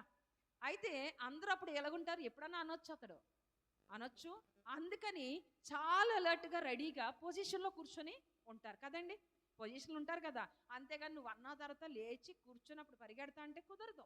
రెడీగా ఉంటారు, 2 చేతులు పెట్టుకొని ఒక కాలు కిందకి పెట్టి ఒక కాలు పైకి పెట్టి ఎలాగైతే రన్ చేస్తామో ఆ పొజిషన్లో వంగుని రెడీగా ఉంటారు. అవునా కదా? అవునండి. అయితే ఎప్పుడైతే ఆయన కరెక్ట్గా మరి 1 2 3 అనేటప్పటికి పరుగు పెడతారు కదా. అయితే ఇక్కడ మనం చూస్తున్నట్లయితే ఈ యొక్క రోగులు అందరూ కూడా ఎవరంట? ఓచకాళ్ళు ఉన్నాయి, ఓచ చేతులు ఉన్నాయి, అనేకమైన రోగాలు, కుంటివాళ్ళు, గ్రుడ్డివారు అనేక మంది ఉన్నారు. చెవిటి వాళ్ళు కూడా ఉన్నారేమో అనుకుంటున్నాను నేను. లేదంటే గుడ్డి చెవిటి 2 ఉన్నాయి అనుకుందాం. మరి దేవదూత రావడం ఎలా తెలిసింది?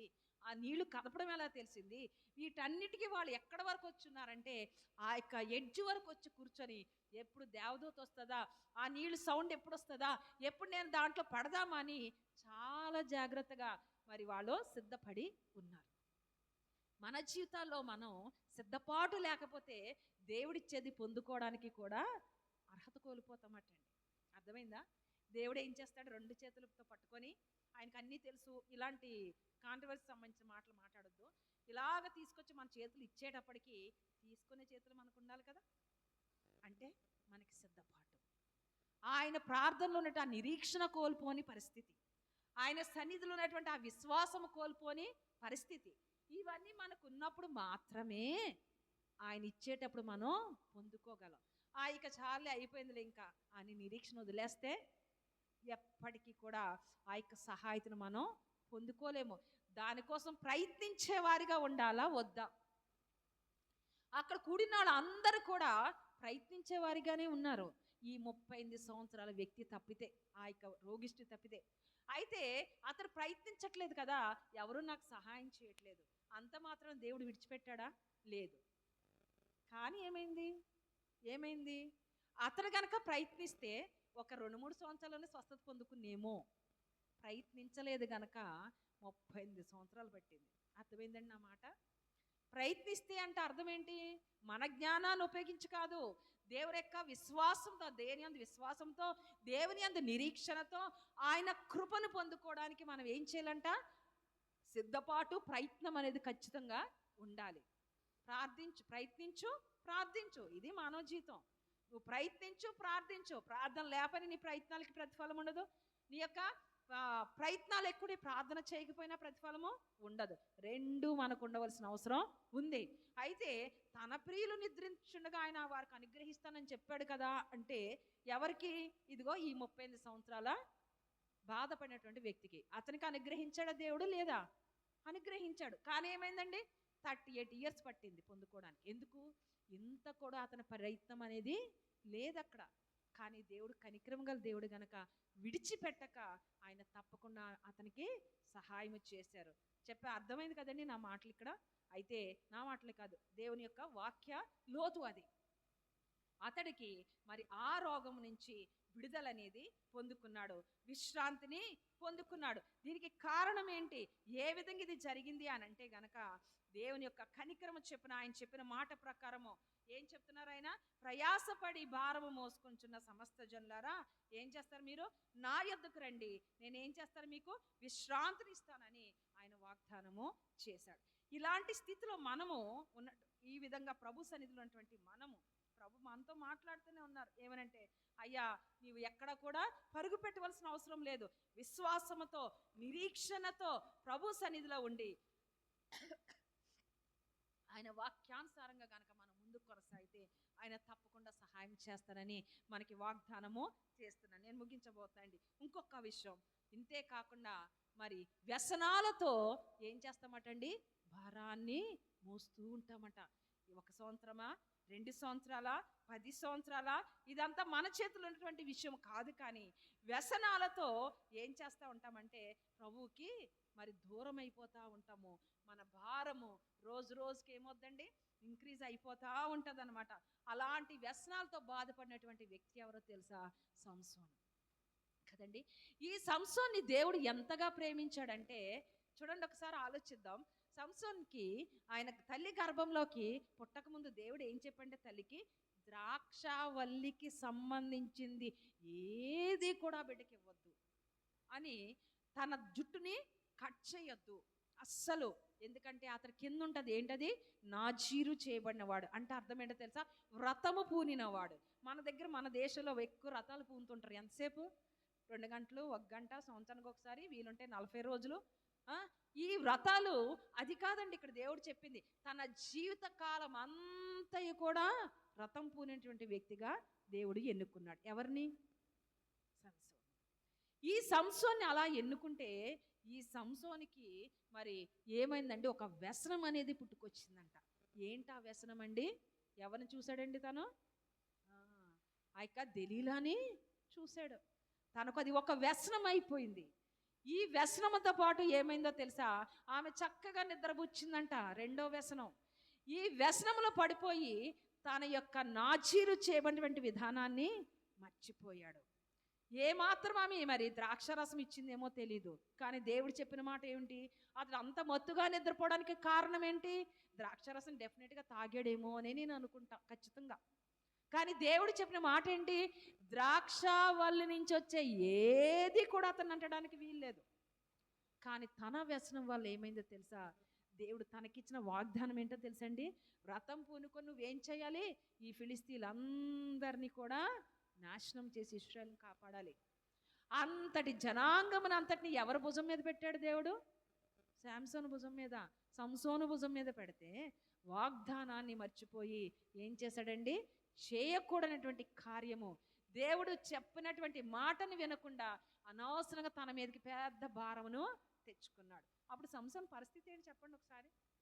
ఒకప్పుడు సంసోను ఏం చేశాడు? గాడిద ఎముక పట్టుకొని 1000 మందిని చంపేశాడట కదా. ఇంకేం చేశాడు? నక్కలను పట్టుకున్నాట. నక్కలు దొరుకుతాయండి అసలు?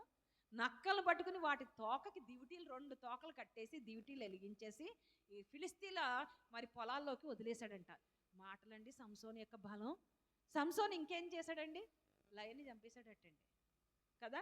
సింహాన్ని 2గా చీల్చేస్తే నెక్స్ట్ టైం వచ్చినప్పుడు ఏమైందంట? దాంట్లో తేనె వస్తే ఆ తేనె తీసుకుని తిన్నాడంట. అంతటి బలవంతుడైనటువంటి ఈ యొక్క సంసోను పరిస్థితి ఏమైందో తెలుసండి? లేని భారాన్ని తెచ్చుకున్నాడు. ఏంటండి? తిరగలు విసిరాడటండి. ఎక్కడ? భూగర్భంలో ఉన్నటువంటి జైల్లో చెరసాల్లో ఉండి తిరగలు విసురుతా ఉన్నాడంట. ఆ తిరగలలో ఏం వేశారో నాకు తెలియదు, కానీ అది నూనె తిరగలో తెలియదు, లేదంటే పప్పు తిరగలో తెలియదు, లేదంటే ఆయిల్ ఇదేమంటారు ఈ కాంక్రీట్ లాంటివి వేస్తారు కదా ఇసుకని, అట్లా ఆ తిరగలో తెలియదు, కానీ దాన్ని ఒక్కడే భుజం మీద పెట్టుకొని తిరుగుతూ ఉన్నాడట. తిరిగి తిరిగి తిరిగి వాళ్ళకి ఏమైనా బానిస అయిపోయాడు. నిజానికి ముందున్న బలం తన దగ్గర ఉండుంటే ఏం చేసినంటే ఆ తిరగలు నిసిరి మొత్తం ఆ యొక్క భూగర్భంలో ఉన్న జైలు అంతా పగలగొట్టి బయటకు వచ్చి ఫిలిస్తీన్ని బతకనిచ్చేవాడు కాదు. కానీ తన యొక్క వాగ్దానం, దేవుడిచ్చిన వాగ్దానాన్ని, దేవుడిచ్చినటువంటి గొప్ప భాగ్యాన్ని విడిచిపెట్టాడు కనుక తనకేమైపోయిందంటే ఎత్తలేని మోయలేని భారం అనేది అతని మీద ఉంది. దేనివల్ల? వ్యసనం. వ్యసనం. ఆ వ్యసనం అనేది భారంగా మారింది. ఆ భారం కాస్త తిరగలి భారంగా తన జీవితము అయిపోయింది. చివరికి తన కళ్ళును కూడా అతడు పోగొట్టుకున్నాడు. అంత భయంకరం ఏంటంటే ఇక్కడ ఆలోచిస్తే ఏ కళ్ళుతో అయితే తన భారాన్ని మరి పొందుకున్నాడో, తన పాపాన్ని ఇది చేసుకున్నాడో ఆ కళ్ళు ఏమని తీయబడిపోయినాయి. అలాంటి భయంకరమైన పరిస్థితిలో ఈ యొక్క సంసోను తన జీవితాన్ని మరి బాధల పాలు చేసుకున్నాడు. అయితే మరి దేవుడు విడిచిపెట్టలేదు, కానీ చివరిగా పరిపూర్ణ విశ్రాంతిని అతడు పొందుకున్నాడు. ఎక్కడంటే ఆ యొక్క దేవత గుడిలో ఉన్నప్పుడు ఒక్క మారు నన్ను జ్ఞాపకం చేసుకో ప్రవ్వా, ఈ ఒక్క మారే నన్ను జ్ఞాపకం చేసుకొని చేసిన ప్రార్థనకి దేవుడు తల తిప్పలేక మరి చెవిని పక్కకు పెట్టుకోలేక ఆ ప్రార్థన విని ఏం చేశాడో తెలుసా అండి? సంసోన్ని జ్ఞాపకం చేసుకున్నాడు. తనకున్న శక్తి ఎలాంటిదో తెలుసా? ఆ యొక్క గుడిలో ఉన్నటువంటి 2 మూల స్తంభాలను పట్టుకొని ఏం చేశాడండి? తోసేశాడు అంతే. ఇప్పుడు ఈ స్తంభం ఉంది, నేను దోస్తానా? మన అందరూ దోసినది ఏం కాదు, కానీ 2 స్తంభాలు పట్టుకుని ఈ మూల స్తంభాలు తోస్తే ఏమైందో తెలుసండి? ఆ పెద్ద గుడి మొత్తం కూలి అక్కడున్న ఫిలిస్తీన్లు అందరూ చచ్చిపోయారు. అంటే తన జీవిత కాలంలో ఎంతమందిని చంపాడో అంతమంది కంటే ఎక్కువ మంది అక్కడ చనిపోవడం అనేది జరిగింది. దేవుడు తను ఏర్పరచుకున్నది ఎందుకో? ఫిలిస్తీన్ని నాశనం చేయడానికి, శత్రు సైన్యాన్ని నాశనం చేయడానికి. ఈ యొక్క సంసోను తన జీవిత యొక్క మరి తన పుట్టుక యొక్క కారణాన్ని, ఆ యొక్క స్థితిని ఏం చేశాడు? నెరవేర్చాడు ఒక రకంగా. అంతేనా కాదండి? నెరవేర్చాడు. అంటే విశ్రాంతిని తను పూర్తిగా పొందుకోగలిగాడు. కానీ మొట్టమొదటిగా తన యొక్క సంతోషకరమైన జీవితాన్ని కంటిన్యూ చేయలేక వ్యసనం వల్ల ఏమైపోయాడండి? బానిస అయిపోయాడు. భారాన్ని పెంచుకున్నాడు. ఇంకొక వ్యక్తి ఉంది, అప్పుల బాధతో ఉన్నటువంటి వ్యక్తి. నేను ముగిస్తానండి లాస్ట్.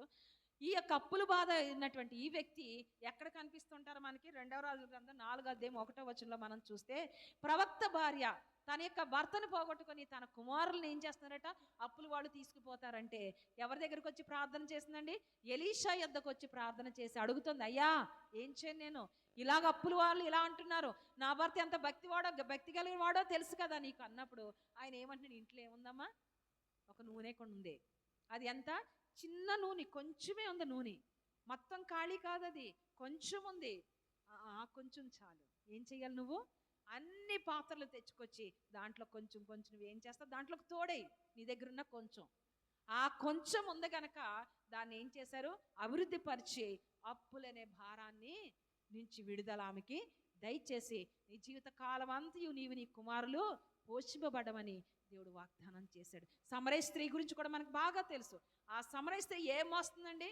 పాపం అనేటువంటి భారాన్ని మోస్తా ఉంది. ఈ పాపం అనే భారాన్ని మోసుకుంటూ ఎక్కడికి వచ్చింది? యేసే దగ్గరికే వచ్చింది. ఆ ఊర్లో ఎవరి దగ్గరికి వెళ్ళలా. యేసే దగ్గరికి వచ్చినప్పుడు అయ్యా ఏంటని యేసయ్య అడిగితే ఏం చెప్తుంది? అయ్యా నా పాపం ఇది, దాచుకోలే తన పాపాన్ని, ఇదే నా పాపం అని చెప్పినప్పుడు దేవుడు జ్ఞాపకం చేసుకున్నాడు. ఆ పాపమును విడిచిపెట్టడానికి కృప చూపించి ఆమెకి అధికమైన విశ్రాంతిని దయచేశాడు. ఇవి తప్పితే మనకి ఈ లిస్ట్లో ఖచ్చితంగా మనది ఒకటి అయి ఉంటుంది తప్పితే ఇది మించింది మన దగ్గర ఏమీ కూడా లేదు. ఎంతకంటే భయంకరమైన ఏవి కూడా మనకి లేవు శ్రమలు. కానీ ఎలాంటి శ్రమలో నీవున్నా ఈరోజు దేవుడు నీతో మాట్లాడుతున్నాడు, నాతో మాట్లాడుతున్నాడు. నీవు నా యొద్దకు వచ్చి నీ భారం అంతా ఏం చేస్తావు? నా మీద మోపు, నేను సిద్ధంగా ఉన్నాను. నీకు అప్పుడు నేనేమిస్తాను? విశ్రాంతిని, అధిక విశ్రాంతిని ఇస్తానని వాగ్దానము చేస్తున్నాడు మన దేవుడు. విశ్రాంతి ఇచ్చే మన తండ్రి పాదాల దగ్గరికి మనం వెళ్దాం. ఆయన పాదాల చింత మన భారం మీద వదిలిపెడదాం. ప్రభు సన్నిధిలో నిలబడి అధిక విశ్రాంతిని పొందుకొని ఆయన నామాన్ని ఘనపరిచి పరలోక రాజ్యం చేరడానికి మనందరం సిద్ధపడదాం. అటు కృప పరిశుద్ధాత్మ దేవుడు మనందరికీ దయచేయగాక. ఆమేన్. ప్రార్థన చేద్దాం. మహాకనికరం గల దేవా, మహోన్నతుడా, పరిశుద్ధుడా, మీకు స్తుతులు వందనాలు స్తోత్రమయ్యా. ఇది నాన్న నీ ప్రేమను బట్టి మాతో మాట్లాడారు ప్రభా. అయ్యా మాలో ప్రతి ఒక్కరము నాయన అనేకమైనటువంటి భారాలను మోస్తూ ఉన్నాం ప్రభా. ఈ భారాల నుంచి విడుదల పొందుకోవాలంటే కేవలం నీ కృప మాకు కావాలి కనుక నాయన ఆ కృపను ఇస్తానని నీ చేతులు చాపి నాయన నీ యొద్దకు రమ్మని నాయన ప్రేమతో పిలుస్తున్నాం. అయ్యా మేము అనేకమైనటువంటి నాయన మార్గాలు వెతుక్కుంటున్నాం, కానీ మా బాధలు, మా శ్రమలు, మా వేదనలు, మన పాపాలు, మా వ్యసనాలు, మా అవమానాలు, మా నిందలు ప్రవ్వా ఇవేమైనప్పటికీ నీ యొక్క పాదాల చెంత విడిచిపెట్టి వాటి నుంచి నాయన విడుదల పొందుకొని ప్రవ్వా మీరిచ్చే విశ్రాంతి పొందుకునే కృప మాకు, మా ప్రియులైన వారందరికీ దయచేయమని, ఎత్తబడిన వాక్యం ప్రతి హృదయంలో నూరంతలుగా ఫలింపచేయమని యేసు అతి శ్రేష్టమైన నామంలో ఈ ప్రార్థన అడిగి వేడుకుంటున్నాం తండ్రి. ఆమేన్. ప్రభు సన్నిధి తెచ్చినటువంటి కానుకలు సమర్పించుకుందామండి.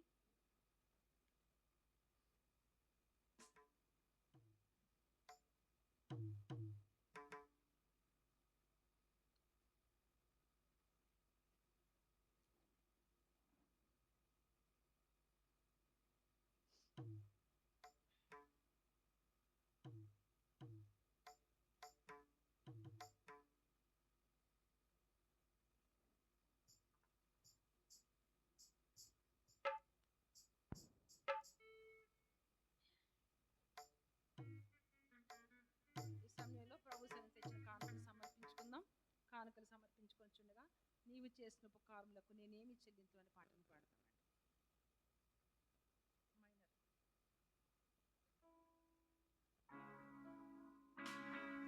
నీవు చేసిన ఉపకారములకు నేనేమి చెల్లింతును? నీవు చేసి నేనేమి చెల్లింతును?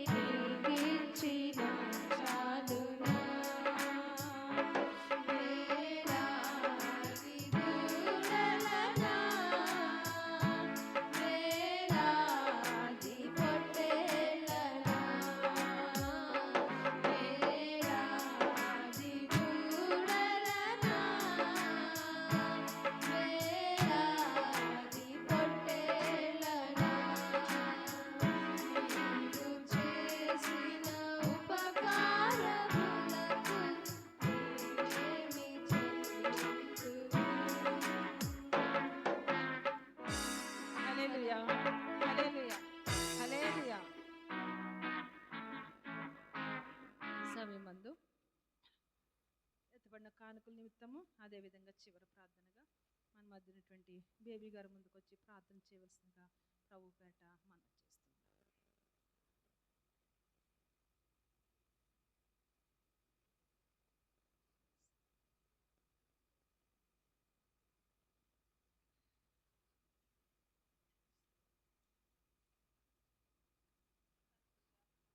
నాయన నీకు ఎంతగానో స్తుతులు స్తోత్రాలు చెల్లించుకుంటున్నాం ప్రభా. నాయన మరి మాకు నాయన ప్రయాసపడి భారం మోస్తున్న సమస్త జనులారా నా ఎద్దుకు రండి, నేను విశ్రాంతినిస్తానన్న వాగ్దానం ప్రభా మీరు మా పట్ల అనుగ్రహించినందుకు నీకు ఎంతగానో స్తోత్రాలు ప్రభా. నిజమే ప్రభా, మరి ఆనాడు ఇశ్రాయేలీయులు ఇలా చేశారు, నేనైతే అలా చేయను అనుకుంటాను. ఎన్నోసార్లు అలా అనుకుని ప్రభా నేను దుఃఖ పెడుతున్నాం ప్రభా. నిరీక్షణకు నాయన నా తండ్రి, మీ నిరీక్షణకు మరి ప్రతి ఫలం ఇస్తున్నావు ప్రభా. అయినప్పటికీ ప్రభా నా తన నిరీక్షణ లేకుండా ప్రభా నేను దుఃఖ పెడుతూ అనేక సార్లు ప్రభా మరి నాయన నా తండ్రి విశ్వాసంలో తొలగిపోతూ ప్రభా నేను దుఃఖ పెడుతూ ఉంటున్నాం ప్రభా. అట్టి స్థితి మాలో తీసివేసి ప్రభా నా తండ్రి ఈరోజు నీ వాక్యం ద్వారా మా హృదయంలో ఫలింపు దయచేయండి ప్రభా. నా తండ్రి నాయన నా తండ్రి నూరంతలుగా మాలో ఫలింపు దయచేయండి ప్రభా. నా తండ్రి నాయన నీ బిడ్డలుగా ప్రభా, నిన్ను మహింపరిచే బిడ్డలుగా ప్రభా మా ప్రయాసంతని నాయన వదిలిపెట్టి నీకు నాయన నా తన్ని ఇచ్చే విశ్రాంతిని పొందుకుని నీ నామాన్ని మహింపరిచే బిడ్డలుగా మేమందరం ఉండుటకు నీ కృప చూపించండి, సహాయం చేయండి ప్రభా. అద్భుతాలు ఆశ్చర్యకారాలు మా పట్ల జరిగిస్తానైనా నా తండ్రి నాయన. మరి ఈ విధంగా ప్రభా నా తండ్రి నాయన విశ్వాసం లేకుండా మేము పొందుకోలేకపోతున్నాం ప్రభా నా తండ్రి. నిజమే ప్రభా, నిజమైన విశ్రాంతి మీరు ఇచ్చే దేవుడుగా మీరు మాకు ఉన్నారు ప్రభా. అట్టి స్థితి పొందుకోకుండా ప్రభా నా తండ్రి నీవు ఇచ్చే స్థితిలో ప్రభా నువ్వు ఇస్తున్నప్పుడు మేము పొందుకోలేని స్థితిలో మేము వండకుండా నా తండ్రి ప్రభా నాయన కృప కలిగిన దేవా, అట్టి స్థితిలో మేము పొందుకున్నట్టుకు ప్రభా మీ కృపను బట్టి మమ్మల్ని స్థిరపరచండి, బలపరచండి నాయన. ఎవడైనా క్రీస్తునందులో నూతన సృష్టి అన్నట్లుగా ప్రభా నా తండ్రి నీ వైపు చూసి ప్రభా నా తండ్రి నాయన ముందుకు సాగుటకు మీరు కృప చూపించండి, సహాయం చేయండి ప్రభా నా తండ్రి. విడిచిపెట్టకుండా మమ్మల్ని చేయి పట్టుకుని నడిపించే గొప్ప దేవా, నీకు ఎంతగానో స్తుతులు స్తోత్రాలు చెల్లించుకుంటున్నా ప్రభా. నిజమే చంటి బిడ్డలు ప్రభా నా తండ్రి ఒక్కొక్కసారి విడిచిపెట్టకపోతే వాళ్ళు నడక నేర్చుకోలేరు. నీవు మమ్మల్ని ఒక్కొక్కసారి విడిచిపెట్టినావు, నా దేవుడు నన్ను ఎందుకు విడిచిపెట్టాడని ప్రభా మేము అనేక సార్లు సనికి కొరికి ప్రభా నేను దుఃఖ పెడుతున్నాం ప్రభా. అట్టి స్థితి మాలో తీసివేసి ప్రభా నీకు ఇష్టమైన బిడ్డలుగా నీకు ఇష్టమైన పాత్రలుగా మమ్మల్ని సిద్ధపరచండి, సహాయం చేయమని అడుగుతున్నా. నీకే స్తోత్రం ప్రభా. అలాగే నా తండ్రి నీ సేవకులను బట్టి నీకు ఎంతగానో స్తుతులు స్తోత్రాలు చెల్లించుకుంటున్నాం ప్రభా. నువ్వు మాకు ఇచ్చిన ఆత్మీయ నాయన ఆ తల్లి గారిని నాయన పాస్టర్ గారిని ప్రభా, సహోదరుని ప్రభా మీరు జ్ఞాపకం చేసుకోండి ప్రభా, సహాయం చేయండి. ఆ కుటుంబం అంతటిని ప్రభా మరైనా ఎక్కడో దూరం నుంచి వస్తూ ప్రభా మాకు ఇంతగా ఆత్మీయ ఆహారాన్ని అందిస్తున్న బిడ్డలందరినీ బహుగా దీవించండి. సంఘాని కోసం ప్రతి ఒక్క బిడ్డని నేను నీ చేతులకు అప్పగిస్తున్నాను ప్రభా. దీవించండి, ఆశీర్వదించండి, ప్రతి ఒక్కరి అవసరత మీరు తీర్చండి ప్రభా. నీ కృప చూపించమని అడుగుతున్నా. అలాగే విత్తబడిన హస్తాలను దీవించండి, విత్తన హస్తాలను దీవించండి ప్రభా.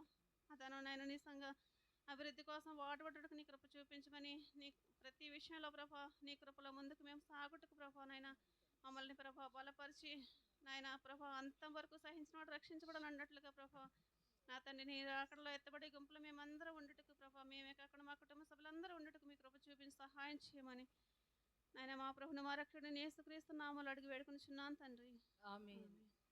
పరలోకమందున మా తండ్రి మీ నామం పరిశుద్ధపరచబడును గాక, మీ రాజ్యం వచ్చును గాక, మీ చిత్తం పరలోకమందు నెరవేర్చినట్టు భూమి ఎందును నెరవేరును గాక. మన దిన ఆహారం నేడు మాకు దయచేయం, మళ్ళీ అపరాధం చేసేవానికి క్షమించిన ప్రకారం అపరాధములు క్షమించు, శోధనలోకి తేకాదశి నుంచి తప్పించుము. రాజ్యము బలము శక్తి మహిమ నిరంతరము నీవై నావు తండ్రి, ఆమేన్.